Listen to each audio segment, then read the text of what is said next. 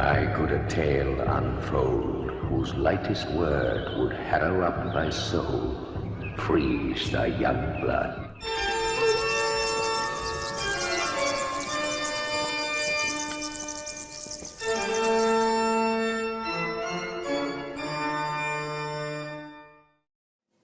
Minamoto no Raiko, descendant of the emperor, was renowned as a courageous, daring, and resolute warrior.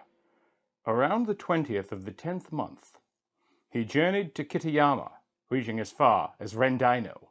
He was accompanied by his loyal retainer, Tsuna, a skilled, renowned, and courageous warrior in his own right.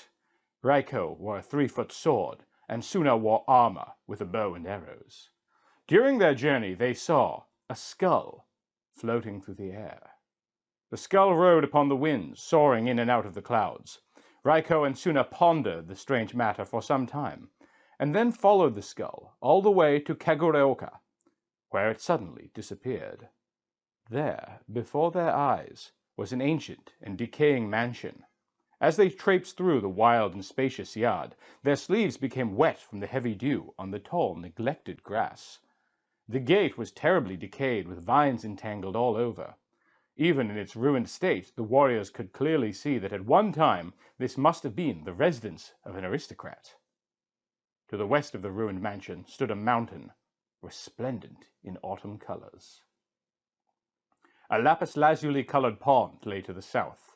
Orchids and chrysanthemums bloomed in wild profusion in the untended garden, while the garden gate had become the nest of birds and small animals. When they reached this garden gate, Raiko ordered Tsuna to stay behind, and then carefully proceeded alone through the gate to the ruins of the once stately mansion. The kitchen was separated by shoji, and upon reaching the threshold, Raiko could feel the lurking presence of someone. An old woman moving slowly behind the door. He knocked on the door and entered the house. "Who are you?" Raiko asked. "This house seems strange. I don't understand this." "I have been living here for a long time," the wretched old woman replied. "I am 290 years old, and have served in their turn 9 lords of this house." Her hair was ghostly white. She used a tool called a kujiri to lift her eyelids, which were flipped over her head like a hat. She pushed her mouth open with what looked like a long hairpin, and her lips were enlarged and tied around her neck. Her breasts sagged to her lap as if they were clothes. "Spring comes and autumn goes," the old creature mournfully continued, "but my sad thoughts remain the same. Years begin and end, but my misery is eternal. This place is a demon's den. No human dares pass through our gates. My sorrowful youth has gone, but my old self sadly remains. I lament that bush warblers depart, and swallows on the beam fly off. To meet you here is like a singing girl of Chang'an meeting Po Chu Yi in the Yuan Ho era. People and places may be different, but the sentiment is the same. Over there, whenever the singing girl saw the moonlight reflected on the river, she wept tears. I see that I have met a wise man at last. Please, kill me. I wish to pray for Amida Buddha 10 times and look for the coming of 3 Buddhas. There could be no better favor than this." Raiko soon realized the futility of questioning the old crone any further, so he left her to chatter as he went on in search of his own answers. In the meantime, Tsuna made his way to the kitchen area to see what had detained his master for so long. As dusk gathered and the sky turned an ominous gray, leaves whirled furiously off the trees. The fierce wind blew ever harder, and lightning flashed and thunder roared in the sky. Tsuna did not think that he could survive, and pondered what exactly he should do. "If I stay here, and if some monsters should swarm about us, my lord and I can surround them and kill them from various directions. But if we cannot surround them, so be it. It can't be helped. On the other hand," he thought, "it is folly to stay on one spot waiting for an attack to come, though to run away is a cowardly disgrace. He sighed to himself. They say, a loyal subject never serves two lords. A filial daughter does not have a husband. How can I ever disobey my lord's order and forget his favors? So, loyal Suna stayed there, beaten by heavy rain and wind. As he stood steadfastly at his lone watch, Raiko calmly continued his quest of the ruined house. As he listened carefully, he could hear the sound of footsteps resembling the sound of a hand drum. Soon, numerous spirits and goblins of various shapes and sizes entered the room from the opposite side and stood in Raiko's path with only a pillar in the center of the room to hold them at bay. As he looked in the direction of a lamplight, his eyes shone brightly like the precious stones engraved in the middle of the forehead of a Buddha image. To Raiko's consternation, the creatures suddenly burst out laughing and left, closing the sliding door behind them. Then a small creature dressed as a nun entered the door from where the goblins and spirits had just departed. She was small, like a person of Tao Chou. She could not have been more than 3 feet tall. Her face was 2 feet long, and her body less than a foot in height. Her legs, therefore, were extremely short. When she sidled up to the lamp and tried to put out the light, Raiko glared at her, and she smiled. Her eyebrows were thick, and her parted deep red lips revealed her 2 blackened front teeth. She wore a purple hat poised precisely on her head, and wore a red hakama, a long divided skirt worn over a kimono. But there was nothing on her body. Her arms were as thin as string, and her skin was as white as snow. Stillness filled the room. She then disappeared, as if the snow and haze of her white body had simply melted. It was almost the time when the rooster cried out at dawn, when the loyal subjects waited at court. What could happen now, Raiko thought, when he heard some strange footsteps, and a sliding door facing Raiko opened slightly, and through the small gap of the doors he saw something come into and out of sight. The being looked more tender than a spring willow, swaying in a gentle breeze. It stood up feebly, opened the sliding door, and a woman leisurely entered the room. She looked distant and unapproachable, as she gracefully sat on a tatami mat. Indeed, her beauty was so superlative that Yang Guifei or Lady Li would have envied her. Raiko held her in his gaze, thinking that she must be the mistress of the house come out to greet him. A cool breeze drifted through the room. Outside was growing light. The woman calmly stood up and appeared to retire.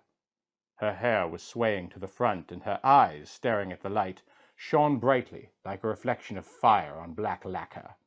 Raiko was dazzled by the woman's beauty. When she kicked up the hem of her hakama and threw at Raiko something resembling balls of white clouds, approximately 10 in number.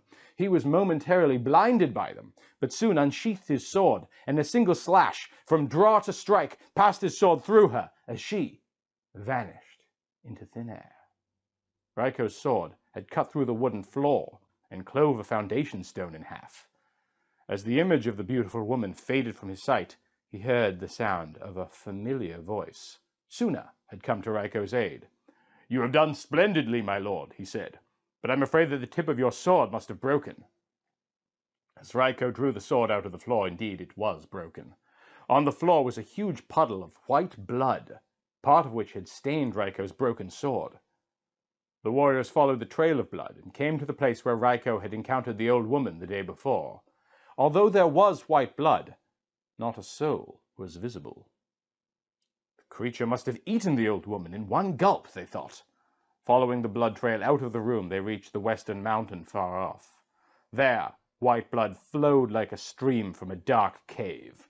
Suna said to Raiko, "The way the tip of your great sword broke brings to mind the story of filial Mikanjaku of Sokoku, who broke the tip of his treasured sword to avenge his father's death.